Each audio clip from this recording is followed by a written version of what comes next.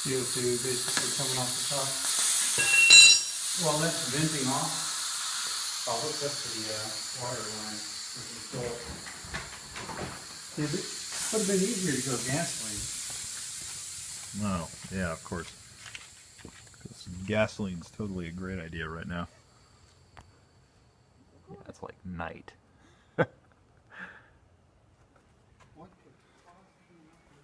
Oh, what could possibly not work right? I wonder. This is us that you're talking about. So, quick explanation on what this actually is, because, you know, this is the way that social media works, right? Is you either put video or put photos up and nobody actually tells you what's going on. This is, well, I mean, I guess we may as well tell the folks at home, this is a flamethrower. and, in all its redneck glory. And this is a proof of concept for what will eventually be the main weapon for the red shirt, the T1. And what we have going on here is we're basically going to spray some water out of it as a proof of concept. Tomorrow, when it's light and when we can put out potential fires, we're going to run some gasoline through it. But to give you a basic overview of the setup here, we have a compressed air tank which feeds into a hose. This is all pneumatic spec hosing and everything like that, so don't worry, we're being safe.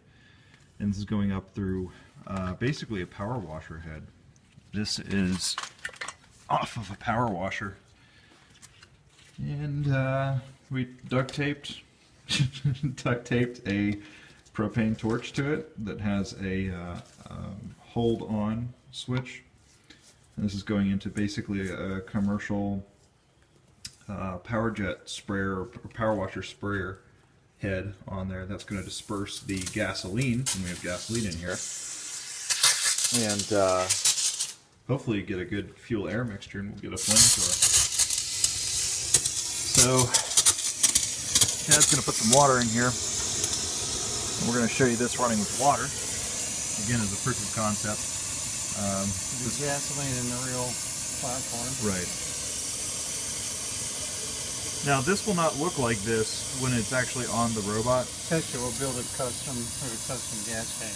Yeah. For the robot. So the gas tank will be different. It will actually be welded by somebody who is, you know, who actually makes pressurized gas tanks and whatnot. And all the plumbing will be a little more minimalistic because, frankly, we don't need the interface for the human being. You know, we don't have to have a trigger on it. We don't have to have all this extra plumbing. So this will be a lot more streamlined. But in the final robot, this will be a very effective flamethrower. Okay, so we're pressurized.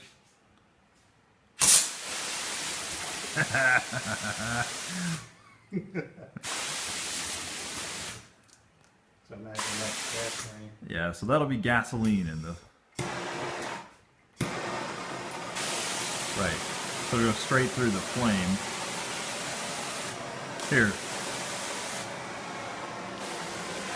Gotta get the contrast there. Got some kick to it. Right. So the final version will be shooting gas, which is going to basically get a fuel air mixture from the pressure washer valve. You want a shot at it? Yeah, why not? Here. You get a feel for the runtime on it. Yeah. You can actually, if you just sort of halfway pull it back, you can get a little more control on it.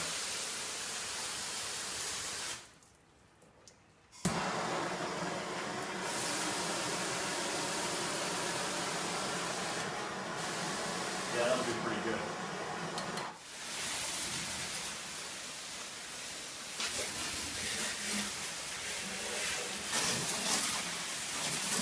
So in the final version of the robot, we're going to have something very similar to this setup. Obviously, this is just with water, but we'll have a very similar size capacity And as you can see, this is basically like having a pressure washer, but you know, in the full robot, this will be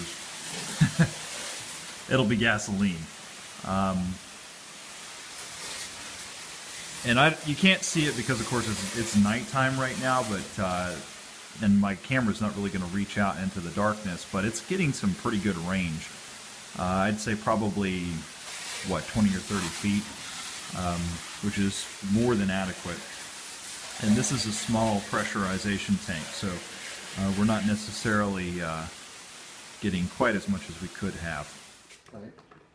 And this is why they couldn't occupy this country. We shut down both ends of the feed line and then bleed off the Yes. gas. Cool. Yeah.